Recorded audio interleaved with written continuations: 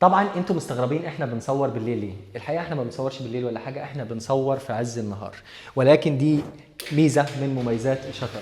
العتمه اللي انا كنت موجود فيها دي بسبب ان انا كنت قافل الشطر، ودي طبعا ميزه واحده من مميزات الشطر، وهي انه بيخلق لي عتمه لدرجه ان انا بحس ان انا موجود بالليل. فلو حبيت انام شويه بالنهار واخلي الدنيا كلها عتمه هقدر اعمل ده لو انا مركب شطر. وكمان ميزه ثانيه ومهمه في الشطر، ان مجرد ما اقفل الشطر ده طبعا ما بيكونش فيه دخول اي اتربه، لانه الفواصل اللي موجوده دي او الشرايح بتقفل على نفسها، فيستحيل دخول الاتربه من الجزء ده. وكمان ميزه مهمه هو الصوت، انا لو كنت مركب شبابيك عندي طبعا PVC او الموتيل مع الشطر كمان، هما الاثنين بيعملوا لي منع للصوت بشكل كويس. ويمكن في ميزه مهمه جدا لو انت بتسافر او لو بتسيب البيت بتاعك لفتره كبيره، في انواع من الشطر بتتباع مصفحه ودي يصعب اختراقها. فكل دي مميزات موجوده للشطر. طبعا هو سعره غالي، ولكن قصاد المميزات اللي انا باخدها منه بشوف انه سعره عادل جدا. وطبعا ما ننساش لو هنركب شطر ان احنا نكون عاملين له التاسيس بتاعه من البدايه، وما تركزوش في الارضيه لانه الارضيه دي لسه هتركب عليها HDF.